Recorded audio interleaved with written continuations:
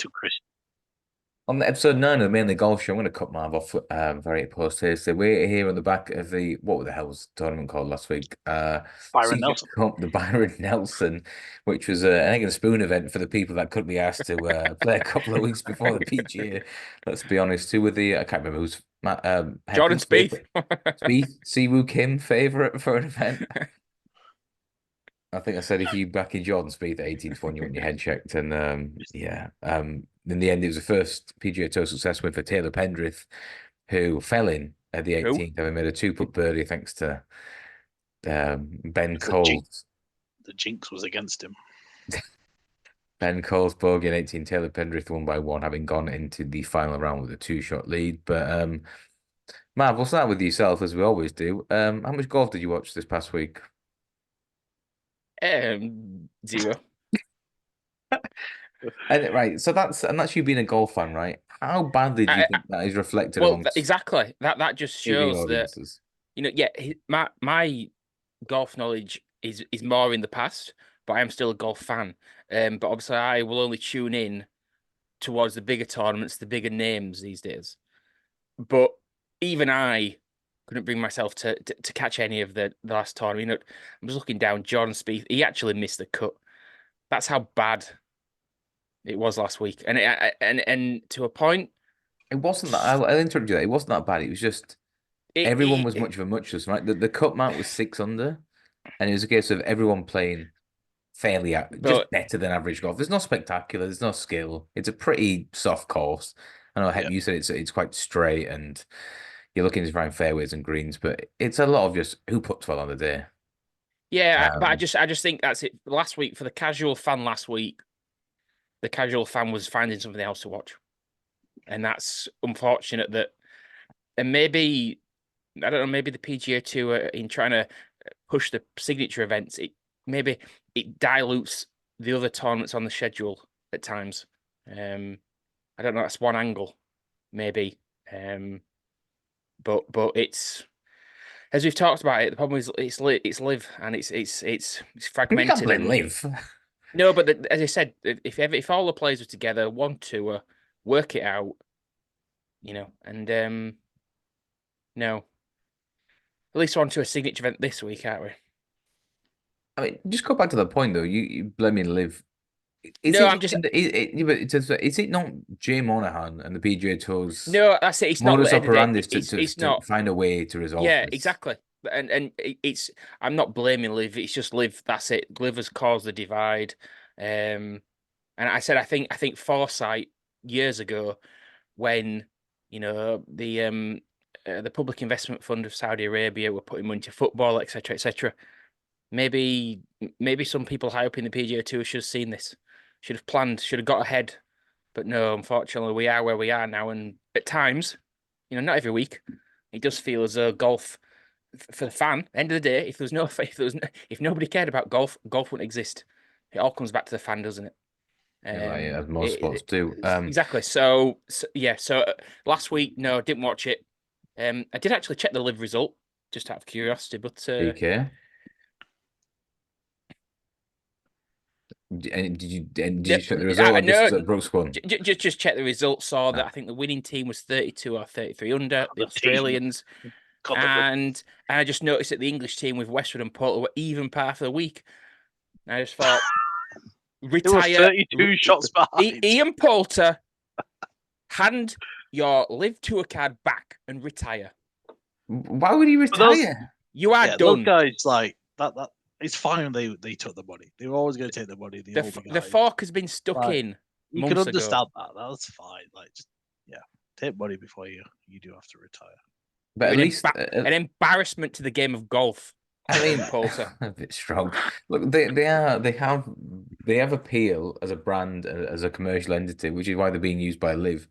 This is where even players like in their twilight of their careers become useful to a PGA Tour, right? And this is why the PGA Tour should have been turned it in to watch Westwood and Poulter. Oh, look, I take the money. I'm not blaming them. The people aren't tuning to watch him, but the clout they will have in terms of sponsorships, and again the activation with companies. Just let me talk, because I know about this. Guess what, dickhead? I've worked in sponsorship. they will have some kind of stroke to do certain deals behind the scenes. The reason why the PGA Tour have kind of the biggest example I can compare this to is when the IPL started. As if you remember, no England players were allowed to play because they're centrally contracted, and during that specific window, they were playing either preparing for a test campaign or whatever. England changed their schedule to allow those players go and earn your money in that 6 week spell and come back to us. The only not the only way, the best solution around this is you have like a live 6 week program where you play like 5, 6 tournaments in like 5 different countries, right? America, UK, go to Japan for one, and like lads, go and play your team stuff there, get out your system, and then I'll come and play the proper stuff here. Yeah, you play 54 holes, no cut, whatever, and then guess what? We're back to proper golf then after like the some after the FedEx Cup, right? Or something in the Yeah. spring before the season Yeah. starts. But they have to do something to get all the players together because last Yeah. week's field was just there is no real incentive or drive to watch that. And then likewise, if you are a commercial partner and you look at that field last week, you think that's not something I want to get involved in. They sort of need a bit of a down week though, because like, what do they just have the week off because they can't have 52 strong tournaments a year because even then you'd start to get a bit, just here we go again, another golf tournament. Like there's obviously has to be ups and downs, but maybe they should just take a week off. But then obviously, from the business side, if they're still making money from weeks like last week, you're not going to do that. You're not just going to have a bye week. But yeah, it's obviously it's not good for the fans that people aren't tuning in to watch. It's One thing I'd add is I suppose that the bye week you could argue is the week before, I suppose, the team event, but yeah. I mean, it's just unfortunate they have to have this down sort of period. I mean, the next 8 weeks are really good. I think it's three or four majors in the next 8 weeks plus a couple 2 or 3 signature events. Like it's a really strong 2 months now. But yeah, you just when you go for these down weeks, it just feel like it's not even like a traditional course that people are going to tune in. Oh, it's Pebble Beach. I'll tune in to watch that. I don't care who's playing it. It's Torrey Pines. It's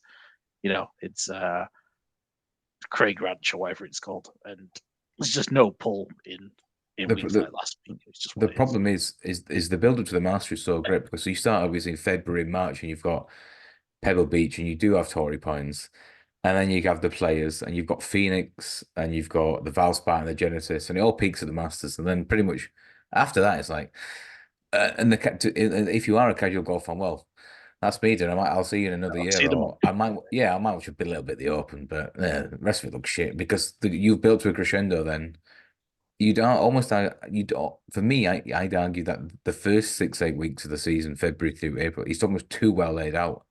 Nothing else can compete with it. And then the PGA Tour's kind of chasing its tail. I know they've removed it does peak a bit too soon, doesn't it? Obviously, the Masters is everyone's favorite major, and that's first. You then have the California and the Florida swing before that, which are really classic courses, really well laid out, like you say. And now we're just into this bit of a Texas, North Carolina, until you get back into the majors. But yeah, it just. And they've tried to lay out the format so that you have more of the national opens, right? So they try to make almost new tentpole events, whether it be Canada, the UK, right? I think the Scottish Open, which was the week before the Open Championship, that's now a signature event for the DP and the PGA Tour. But then after the Open, it's I think Canadian Open in August, and then it's the FedEx Cup. But the FedEx Cup doesn't really doesn't mean anything. You're just playing for 20 million. And again, you can't be kind of chastising the live players for just playing for basically a big pot of cash, and then, well, actually this back end of the season we're actually playing for 20 million here, lads.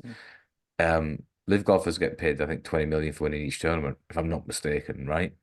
So it's a bit like they need to do something. But there's just too much money in it. Like the money, the prize money for what they're actually worth towards like sales and marketing is just so out of proportion. As we were saying offline, Wells Fargo aren't sponsoring this tournament next year because they've got to pay the most of the prize fund, and the prize fund's now 20 million when last year it was 9 million because it's a signature event. And then they're going to pay for all the stuff on top. And we've seen Honda go, and we've seen last week who was meant to be the back, AT&T, was it? and then the CJ had to step in. Like all these big traditional insurance and banks and PGA's bread and butter, they're all leaving because it's too much money in the prize pools for what they get back in the investment. And I don't know where they're going to find companies to take these sponsorships on, because it's a week of a tournament having your name attached to it, especially if it's a week like last week. It's not worth 25 million. No, and I think you are relying on a lot of, I wouldn't say goodwill, but you're relying on kind of long-standing partnerships, right? I think Zurich had been sponsoring in New Orleans for 20 years, I think, and they do a lot with charities. And look, to be fair, like Lowry and McIlroy will probably at least preserve that tournament and the financial kind of makeup of that for the next few years, and that probably gives the tournament a shot in the arm, because if you are advertising the tournament and the previous winners, right, you have Lowry and McIlroy on stage like celebrating. Okay, it looks good. If you've got Taylor Pendrith celebrating making a 4 foot for birdie 18, and was like, "Who the fuck's that guy?" You know what I mean? This one's had 2 KH Lees, a Jason Day, and a Taylor Pendrith. It's like, and even the crowds on Sunday. Sorry, I watched the back nine. I think that was about it. But there was nobody around on like the 17th on that signature hole when the last 2 or 3 groups came through. I mean, it was all like built-in corporate, but there was no fans like seemed to be mulling around or walking towards the hole or following it. It's just as soon as Spieth was out, I think they gave up. If you compare that to I mean, I watched a bit of the China Open on the, like, obviously Saturday was all rained off, but on Sunday the crowds were huge in China. Oh, really? So at least the DP, I mean, fair play to the DP World Tour, right? They kind of, they are aware of their position in the food chain, and like our best players, if they get good enough, or if they get financial offers, or if they get their card, they're off on the PGA Tour, and that's fine.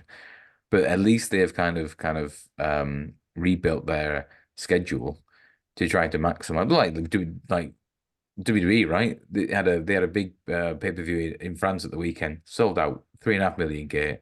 They go to Germany in 2 months. They're in Glasgow next month. If domestic business is poor, you go overseas. And the DP World Tour have the Asia Swing. They have a thing in South Africa, don't they, around November time, which always does 3, 4, 5 tournaments, which are all decent. They go to I think a few tours in Australia in the winter. Then obviously it's very busy over the summer. The Irish Open, the Scottish Open, they have Wentworth. I think they have the British Masters. And then if you market it well enough, you have big events in France. The National Opens I think made in Denmark, right? The Spanish Open. I think Ram's come and won that a couple of times. So you change your product to try to maximize its output. The PGA Tour have almost like coasted on the back of Tiger for 15, 20 years without a plan B. Like, I think they've just kind of hoped that somebody becomes the next guy, right? And probably why you aren't a big fan of him, Marv. McIlroy was given every opportunity to become the guy and didn't really take he just didn't take that position, did it? Or he never made it to the next level. Same with Spieth. I know Spieth's won 3 majors, hasn't really done something for what, 4 or 5 years, and now there's a lot of pressure on Scotty to almost. But what you saying off air, Scotty doesn't have the game, the makeup, or the charisma of a Mickelson or of a Woods to be, the face of the brand. Yeah, that's it. You see, just to add on the CJ Cup point, I think that the signature events they've tried to. That's it. Because obviously years ago there was the World Golf Championships, so there was more strong fields, often, and they've maybe tried to push the signature. But I think even if the live golfers were on the PGA Tour, what we think, there's a handful or 10 at most, they wouldn't be turning up for the CJ Cup anyway. So I just think that it was going to be a poor field. But back to sort of McIlroy, that there was a few of them, wasn't there? McIlroy, Fowler, they were all touted as potential, and for whatever reason, McIlroy, unbelievable start to his career. What was it? At least 4 majors within, the first 4 or 5 years on tour. So if you win 3 majors in the space of, like, I think 18 months, 2 years. But I just and you see that's to 14. It's and I just think, but unfortunately, Scotty has got the game, and if you listen to interviews, Scotty, I heard a Tiger interview and he talked about Scotty. And he said, "Look, the big thing I took away from him, he said, Scotty works the ball both ways, and for me that means you've got all the shots. You can hit a high draw, a low fade. There's so many shots, but if you can't work the ball both ways, you're gonna come a cropper on certain golf courses. So and unfortunately, Scotty, he's just not got. Is there no drama with Scotty? Is there? He's just down the fairway on the green. He's routine. He's efficient, and you can't blame him for that. But he doesn't attract that extra bit of fan like, oh, Scotty's playing. I've got to see it. I've got to see it. And while there'll only ever be one Tiger Woods, and it was the way the golf was in its standing of sports throughout the world, and everything from the background that Tiger came from, how he changed the game, etc. There won't be another Tiger, but the golf needs golf. Look, sport, the man golf. To me, sport needs champions, and because yes, it's nice that they that person's won one. Oh, great, but champions drives people to sport because they want to see that champion, that elite player perform. And unfortunately, when you get a bit of too much of a muchness, it dilutes the product. You need plays that transcend the sport, don't you? You do. You cross do. over into the mainstream, whether it be again football or cricket. Again, everyone knows Ronaldo and Messi. To a lesser extent, like Rooney, Beckham, even in cricket, like Ben Stokes or Virat Kohli, people who have performed at the highest level, and the crunch times, when all the chips are on the line, they've stepped up and made winning performances. Tiger did it in, you'd argue, 3 different eras.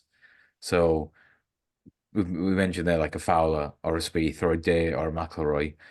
They've done it in short bursts and they haven't done it over long periods, right? Scotty, I mean, this is why I was so against you saying Scheffler is better than Tiger. Like, he's won 2 majors. I mean, I know he's had like little purple patches, but I don't think people understand like Tiger's tenure to win majors over what? But his first and last major 19 years apart. Yeah, I can't remember the exact number of weeks, but I think it's like 650 weeks at world #1 through his career. I was just having a look at 13 years. I was having a look. So Tiger won the Wells Fargo in 2007. And as he won that, it was his 57th PGA Tour win of his career. The only other person, like Mark Calcavecchi, won some egg and spoon, basically like one of the lesser events in Florida, and that was his 13th career success. And Matt Calcavecchi was probably about what, 45, 50 at the time. 07 Tigers, what, 33? And he's won 57. 57. And then he goes and wins the Bridgestone like a month later. And then he wins the PGA. And then he also wins the Tour Championship. And he won the BMW the week before. I think just on a different level. And to be fair to golf, then how does golf follow Tiger Woods? You can't. Yeah, you can't. No. Yeah, to me, it's just it. Yeah, but it's obviously had legends of the past, but you just need that new rivalry.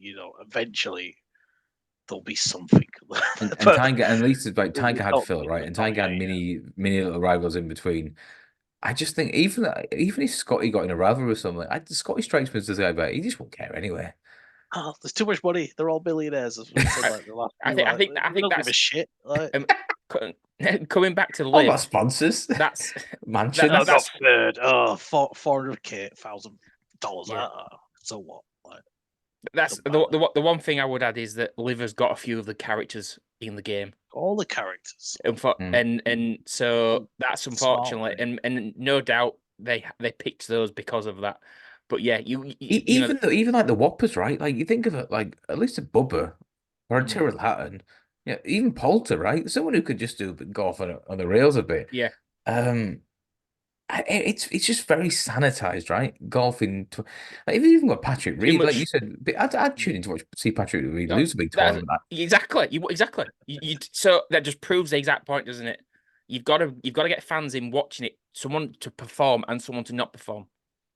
If you get too many, if it's too PG, well, you're only going to get children and kids watching, aren't you? So, Man likes his wrestling like he likes his golf. I want to see that attitude here a bit, mate. Give me those Yeah. chair You want to see shots. this chair shots? You do. None of this pause, and then it's like, well, he's on the floor. What happened? What happened? Used to watch that Sky Jesus. One 11 o'clock in the morning, like the replays, and it's like, and it freeze frame. You're suddenly on the floor. There's something wrong with the TV. What's going on? Right, Heb, you mistake me for wrong. I'm looking on check it. Aberg's missing from a load of markets. Has he pulled out this week? Just I don't know. Like I'm just looking now on that as well. He's Bet365 have got him, so that's my Sky Bet, Paddy Power, Bet Victor, Coral, Betfred don't have Aberg in any markets this week. I mean, I've not heard anything. That would also explain why a few have been cut anyway. Anyway, to point about characters, Aberg is probably a big future star in golf, but he's not there yet, and I wouldn't be able to tell you anything about his personality for the 23-year-old. Instead, Rory McIlroy heads the market, is the already nibbled 7-1 favourite. A little bit of 52 in places. Loves it around Quail Hollow. Again, I think, did we say he won it? I think a 3-time winner. He won it back in 2021, beating Abraham Anansa in I think it was just after COVID kicked off, right? Very weird times. I also think he won a major.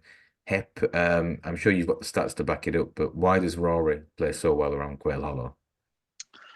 Well, it's a bomber's course first and foremost. It's a one-dimensional. long course. You got to hit it far off the tee to shorten those approaches. Otherwise, you're going to be hitting in from over 200 yards. Yeah, but Keith Mitchell should do well then. Fucking, it's not a Mitchell week this week. It's Although he never a did beat Mitchell Tom week. Hoagie, so I'm waiting for my cheesy puffs and Big Bobby's bastard nuts in the post bath. I forgot about that. I didn't. I was tracking it every single day. Is that the only reason you watched last week? Well, I needed Hoagie in the top 30 to win a bet, and he didn't do that. But yeah, Rory 2010, 2015, 2021. Shot 61, he didn't he, in 2015, I think. It was something stupid, yeah. Yeah, he won by 7 strokes, minus 21. But yeah, the winning score is going to be, likely around that -10, -15 range. Although Clark did win last year at -19, but won by 4 strokes the second. So yeah, with a score like that, I always like Zalatoris. Always seems to do well in these tough scoring events. So yeah, jumping ahead to my first pick. You still get 40. Oh, he's been cut now to 40s. Top price in the market with a few people. But yeah, I think my first pick of the week is going to be 2.5 each way on Zalatoris. Withdraw would him pulling out of last week be any concern? Well, I don't actually know what he pulled out for. Bad back? Did I read that right? I think it was an injury rather than just couldn't be asked. So yeah, bit of a concern, but the market, I backed him at 45s this morning. He's into 30s across a number of places. So the market seems to be with me. It does seem to be a big price for a guy that does do well at these tougher events. But yeah, obviously, I did forget about him pulling out and the injury from last week. So that is always going to be a concern. So breaking news for Ludwig Aberg. I'm reaching out to let you know that I'm going to have to withdraw from the Wells Fargo Championship. I was very excited to tee up at Quail Hollow for the very first time. Unfortunately, I'm dealing with a knee issue, and after consulting with my doctors, we think it's best to take some additional time to rest. I hope everyone has a good week, and I look forward to teeing up next week. Tell you what, Aberg with a knee injury, Scotty with his missus can't open her legs in time. PGA becomes wide open. He was going to be my second pick. It's like, well, you should put him up anyway. Get your money back. Can't lose, Hep. Might actually got a few points. Boyd. Yeah. Cash those 5 points, money back. It's not minus. Hey, to be fair, in my head as well, Aberg is the perfect type of game around Quail Hollow. Oh, yeah, game on the ball. He will win there a few times. He's actually been clipped, weirdly enough, by Skybet for the PGA this afternoon, 16s from 20s, so they're taking evasive action. I'll keep it very simple and say that's your picks are very sensible. Wyndham Clark shot, I think he shot 63, didn't he, in the final round to win this last year. When he's good, he's very good, and I think you need a streaky player to win around Quail Hollow. He hates it, Miles. He's in good form. He's one of those. I always imagine him like there's been Marvel get this a new one, Egg Celebration. So sick of seeing the ass of Franco. I think he finished for second year, like fourth, fifth times, and the client's like, no, chef, I've actually got a chance this week. Um, he's already been nibbled as well. Wyndham Clark, he's now into 14s and 16s best price. Wyndham Clark, 16 to 1, 5 points each way, six places. I can't see him being anywhere near outside the frame. And if you look at the field against him, I couldn't back Xander at single figures. Definitely couldn't back Rory as favourite.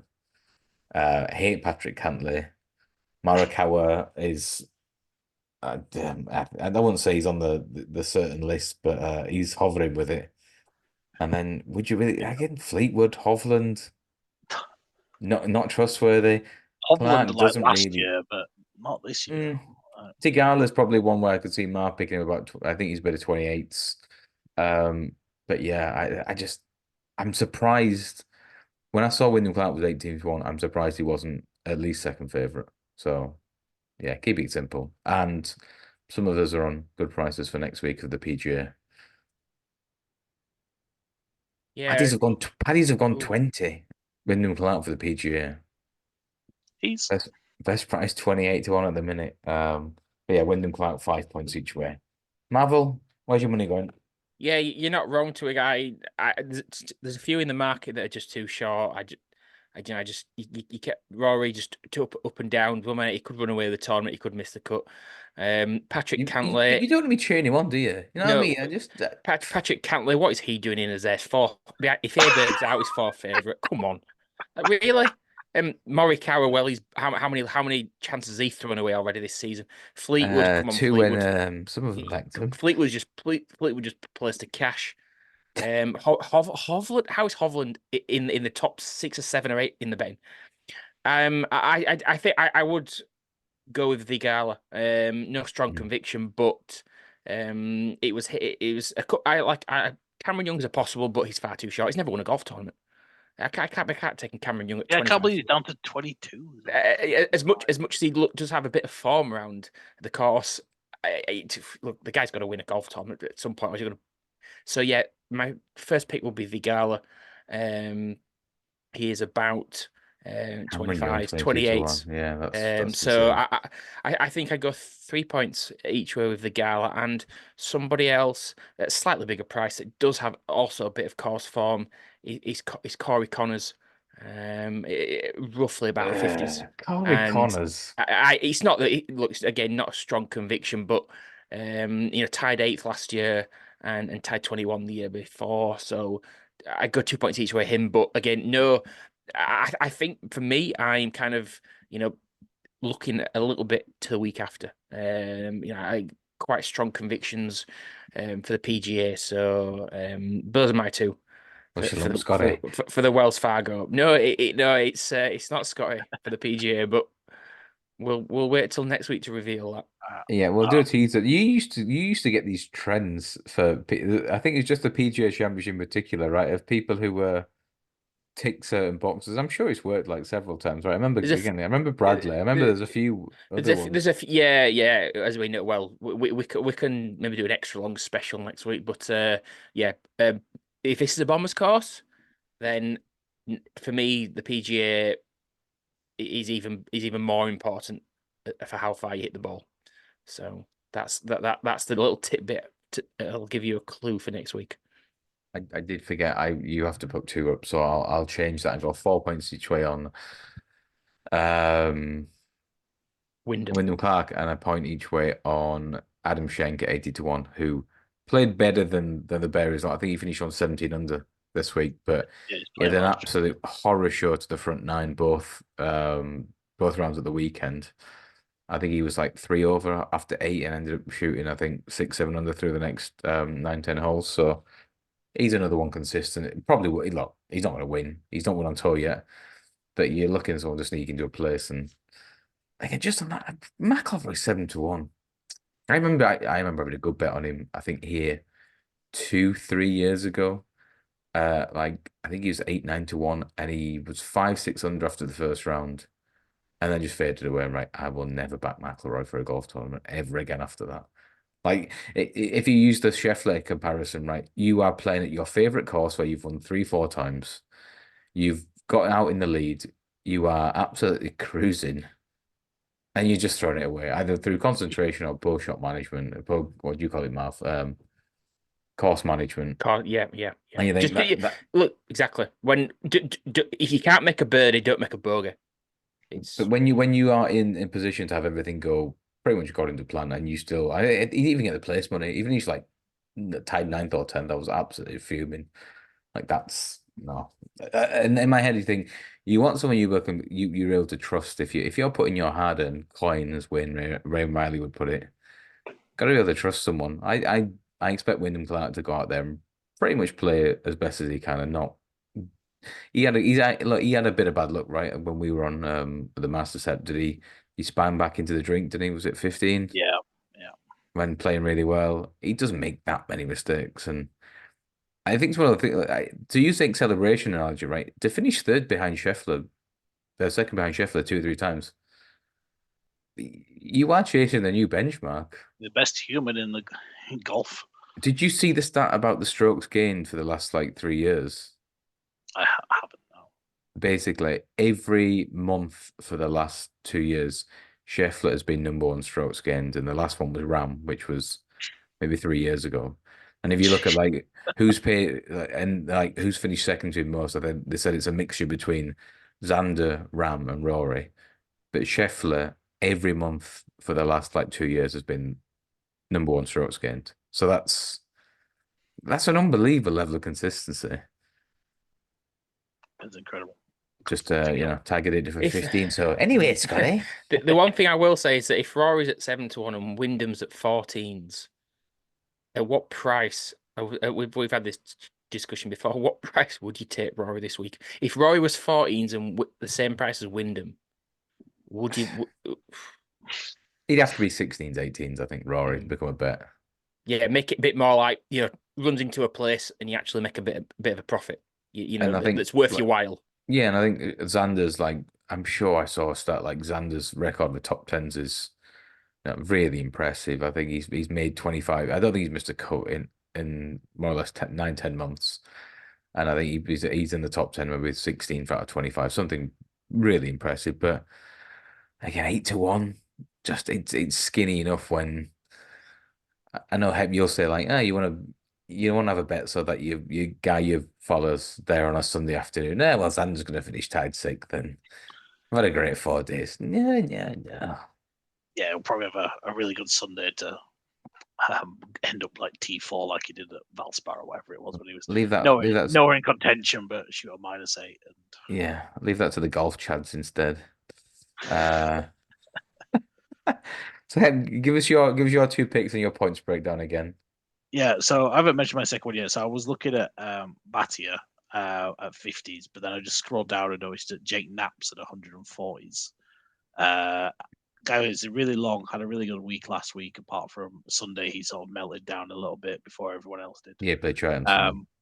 But yeah, he's 140s on Bet365 and drifting out.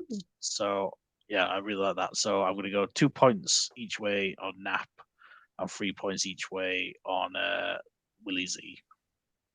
You say drifted out. He's actually been clipped 140s, 150s this morning. They were top price on him. But Blue's coming in there. But Hep's going for the mega super scoops, 2 points each way, 140 to 1. Next best is 125s on him. So yeah, which means he's had £2 each way on it. So 2 points each way on Canap at 140s and 3 points each way Will Zalatoris. So do we give you the price you've backed him at, or the price he currently is now?